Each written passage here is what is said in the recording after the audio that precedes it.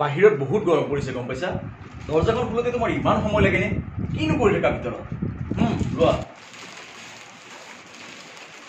বা খেলনা বস্তুবোৰৰ কি দাম হে যেন একেবাৰে জীৱিত প্ৰাণী হে বা বৰ গৰম লাগিছে যোৱা না পানী এগিলাচ না দাদা মোৰ ভাড়াটো লাগিছিল নহয় এইয়া দেখিছানে মই বাৰু এই সামান্য কথাটো পাহৰিব লাগেনে ৰাস্তাত কি হ'ল জানা মোৰ আহি থাকোঁতে গাড়ীখন বেয়া হ'ল সেইকাৰণে মেকানিকক গাড়ীখন দি উবেৰ এখন লৈ আহিলোঁ এতিয়া তাক মই পইচাটো দিবলৈ পাহৰি থাকিলোঁ এই গৈছো ৰ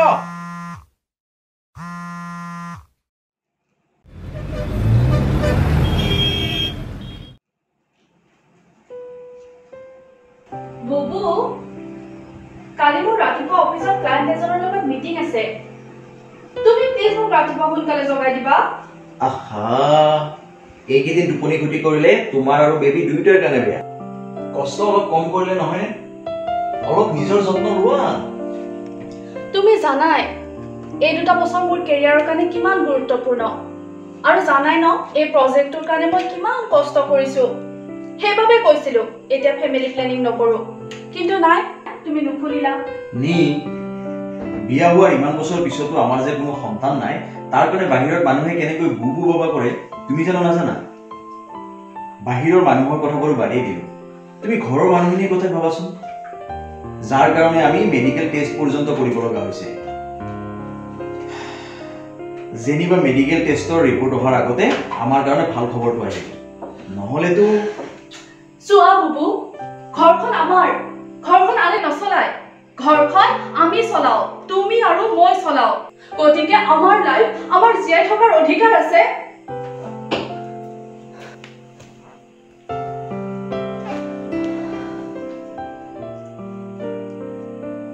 চোৱা বুবু যোৱা কিছুদিনৰ পৰা তোমাৰ একো কিতাপেই পাব্লিছ হোৱা নাই আৰু কোনো পাব্লিছাৰো অহা নাই গতিকে মই কি ক'ব বিচাৰিছো তুমি বুজিছা ন তুমি কি ক'ব বিচাৰিছা মই খুব ভালকৈ বুজি পাইছো নিজৰ সন্তানক ডাঙৰ কৰিব নোৱাৰা দেউতাক মই নহয় তুমি একো টেনচন ল'ব নালাগে এতিয়া ৰেষ্ট লোৱা মই তোমাক ৰাতিপুৱা জগাই দিম ঠিক আছে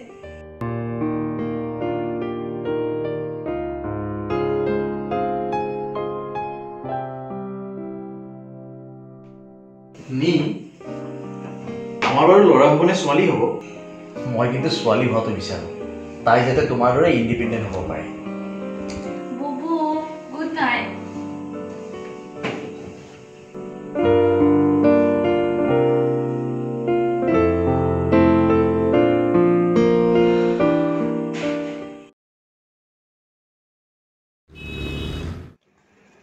আহা মা হ'ব দেচোন তই মিছাতে চিন্তা কৰি আছ হ'ব হ'ব তই এইবোৰ একো চিন্তা কৰিব নালাগে কি নাই নাই নি এতিয়া অফিচলৈ গৈছে হ'ব দে আমি কেইদিনমান পিছত দীঘলীয়াকৈ ছুটি লৈ ঘৰত থকাকৈ যাম আৰু শুন তই দৰৱ পাতিবোৰ সময়মতে খাইছ নে নাই ঠিক আছে হ'ব দে আমি গাঁৱৰ ঘৰলৈ গ'লে শৰাই এভাগ দিম হ'বতো তই ভালকৈ থাকিবি ঠিক আছে ৰাখিছোঁ দে এতিয়া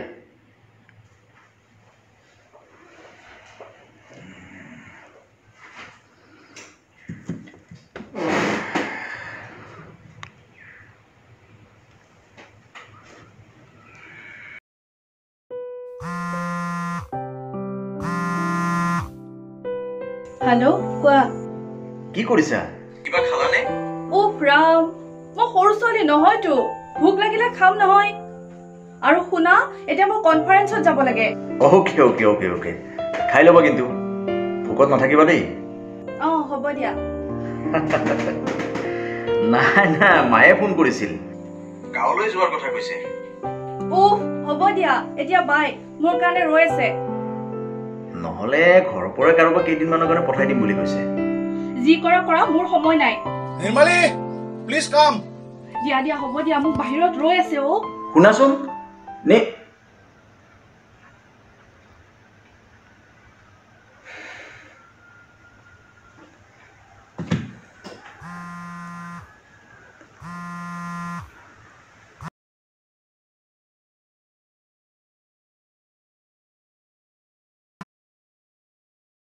য়েছ, মই নিৰ্মল দুৱাৰে কৈছিলোঁ। কি ক'লে? City hospital?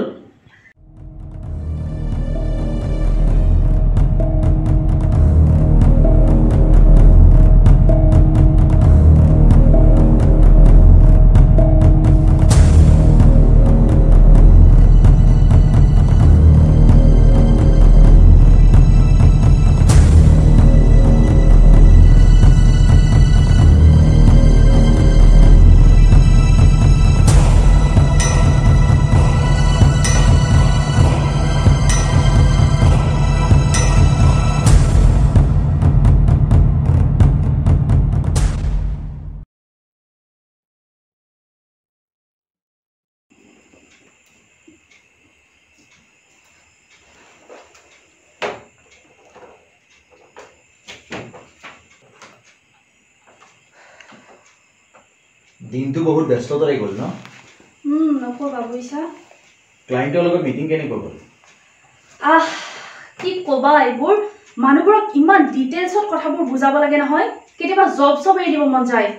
এৰি দিয়া নহয়, মানে মই ক'ব বিচাৰিছোঁ তুমি ইমান কষ্ট কৰি কামৰ পৰা আহিছা, গতিকে অকণমান সময় ৰেষ্ট লোৱা। উপায় নাই, অফিচৰ পৰা আহি আকৌ বছক মেইল কৰিব লাগে। পইচা লোৱা যেন কৰিছে বুজিছা। পইচাই মানুহক সম্পৰ্কৰ পৰা বহুত আঁতৰত লৈ গৈছে। প্ৰেম, ভালপোৱা, এই সকলোবোৰ আজিকালি বিক্ৰীৰ সামগ্ৰী হৈ পৰিছে। এই মেইলখিনি পঠাই মই ৰেষ্ট কৰোঁ ৰ'বা। আজিকালি নেটটো হৈ কিমান সুবিধা হৈছে ন? যদি মানুহে দুখবোৰ আনইনষ্টল কৰি সুখবোৰ ইনষ্টল কৰিব পাৰিলে হয়, যদি সুখৰ ৰিচাৰ্জ পেক মানুহে ভৰাব পাৰিলে হয়, তেতিয়া কিজানি আমাৰ এই দুদিনীয়া জীৱনটো বহুত সুখৰ হৈ পৰিল। প্লিজ বুবু, এতিয়া এইবোৰ শুনাৰ একেবাৰে মুড নাই। এতিয়া সাহিত্য শুনাৰ সময়। সাহিত্য? এদিন এই সাহিত্য শুনিয়ে তুমি মোৰ প্ৰেমত পৰিছিলা। ইউনিভাৰ্চিটিৰ কৃষ্ণচূড়াৰ তলত, মেঘালীৰ গৰম চাহৰ টেবুলত, মাৰ্কেট ৰোডত ফুলেনৰ দোকানৰ সন্মুখত, য'তেই লগ পোৱা তাতেই সাহিত্য শুনিব খোজা ছোৱালীজনী আছিল। সেই সময় আৰু এই সময় একে নহয়। জীৱনটো অলপ প্ৰেক্টিকেল হ'বলৈ শিকা। প্ৰেমেৰে জীৱন নচলে। বাস্তৱ আৰু সপোনৰ মাজত পাৰ্থক্য ৰখাটো উচিত।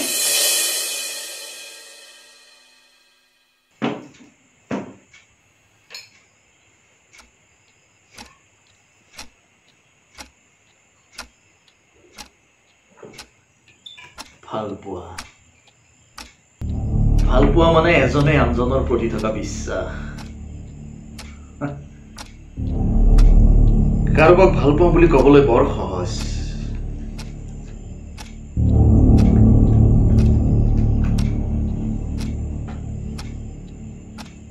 কিন্তু সেই ভালপোৱা জীয়াই ৰখাটো বৰ কঠিন। কোন সময়ত মানুহৰ মগজুত কি ক্ৰিয়া কৰে কোনেও নাজানে। এক অচিন কাঠখোলাৰ দংখনত ক্ষত বিক্ষত হয় মানুহৰ মন।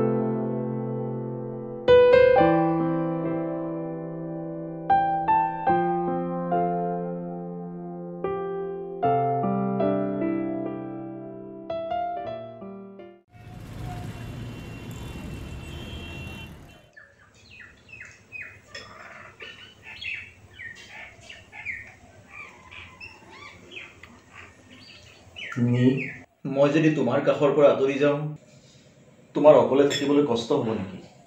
কি কি কৈছা তুমি এইবোৰ? বুবু তোমাৰ হৈছে কি? একেটা দিন তুমি ইমান মদ খোৱা কৰিছা? ভদ্ৰতাৰ মুখা খোল খাইছে। কি? প্ৰেম, প্ৰতাৰণা, বিশ্বাসঘাতক, প্ৰত্যাখ্যান। বুবু ভয় খেলা নহয়, মোৰ নতুন নাটকৰ সংলাপ। ক্লাইমেক্সটো বিচাৰি পোৱা নাই জানা? ৱাও বুবু, ইমান ভাল খবৰ এটা, তুমি নতুন নাটক লিখি আছা অথচ মোক কোৱা নাই। মোৰ লগত কথা পাতিবলৈ তোমাৰ জানো সময় আছে? আহা বাদ দিয়া এইবোৰ। কিমান ভাল খবৰ ন, আমাৰ বেবীটোৱে আহি নতুন নাটক এখন চাব পাব। আমাৰ বেবীটো আমাৰ নে তোমাৰ? বেবীটো জানো মোৰ? বুবু মোৰ নাটকৰ ষ্টৰী লাইন। তুমিও যে মানে মানুহ মাৰি দিবা। যোৱা নাটকৰ ক্লাইমেক্স মই পাই গ'লো। আহা তুমিহে জানা এইবোৰ কি কৈ থাকা। নি টিফিনটো লৈ যোৱা। থেংক ইউ বুবু।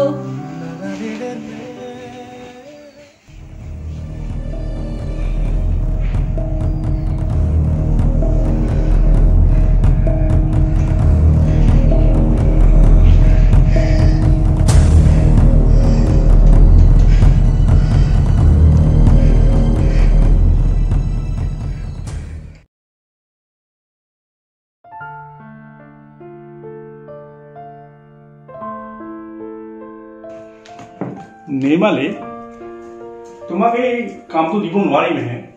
কিন্তু কিয় ছাৰ? তেওঁতো যথেষ্ট ইমপ্ৰেছ হোৱা বুলি কৈছিল। বাট এতিয়া তেওঁ তোমাক ৰিজেক্ট কৰিছে। ছাৰ এই প্ৰজেক্টটো মোৰ ড্ৰিম হয়। এই প্ৰজেক্টটোৰ কাৰণে মই বহুত কষ্ট কৰিছোঁ। মোৰ সপোনবোৰ এনেকৈ ভাগি যাব নিদিব ছাৰ। অনুভূতিবোৰ আগৰ দৰেই আছে, কেৱল তুমি সলনি হ'লা।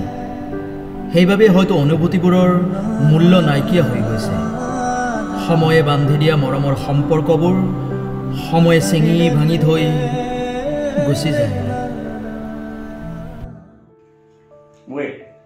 ৱেইট নিৰ্মালী, প্ৰব্লেমটো তাতেই। আচলতে তোমালোকৰ এই জেনেৰেশ্যনটোৰ পেচেঞ্চ লেভেলটো একেবাৰে নিল। ক্লায়েণ্টজনে তোমাক এই কামটো দিব আচলতে তোমাৰ সেই বেবীটো হোৱাৰ পিছত। ছাৰ য়েছ মাই গাৰ্ল, তুমি যথেষ্ট টেলেণ্টেড আৰু তোমাৰ প্ৰজেক্টটো তেখেতে বহুত ভাল পাইছে। কিন্তু নাৰী এগৰাকীৰ প্ৰথম ধৰ্ম হৈছে মাতৃধৰ্ম। গতিকে তেওঁৰ কথাটোত আমি বাধা দিয়াটো ভুল। বুজিছা নহয় মই কি ক'ব বিচাৰিছো? ছাৰ য়েছ, এতিয়া তুমি লিভত যাবা আৰু বেবী হোৱাৰ পিছত পুনৰ আহি জইন কৰিবা। বুজিলা নহয়? Go take care. Thank you sir.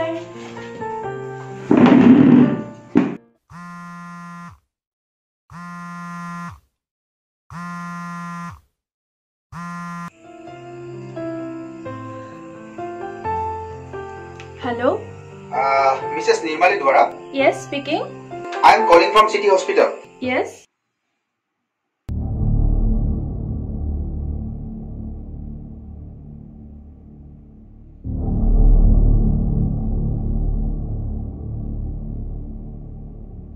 Ma'am, আচলতে একে নামৰ দুজন ব্যক্তি থকা বাবে আমাৰ এটা সৰু ভুল হ'ল।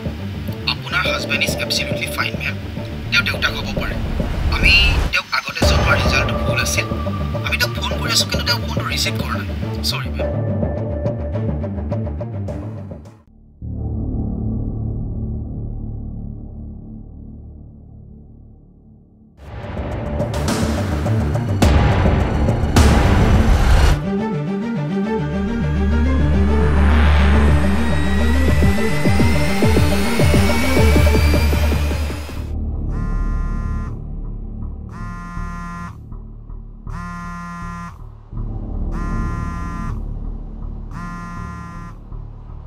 তুমি মোক দিয়া প্ৰতিটো প্ৰতিশ্ৰুতিয়েই মিছা আছিল।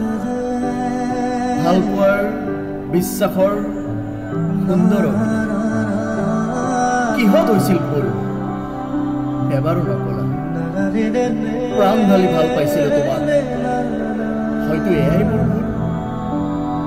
মোৰ কবিতাৰ প্ৰতিটো শাৰীত জীৱন্ত কৰি তোলো তোমাক। আৰু তোমাৰ চকুজোৰ আজি সম্পূৰ্ণ নিঃসংগময়। মাথো আছে হৃদয়ত এবুকু অতীতৰ স্মৃতি।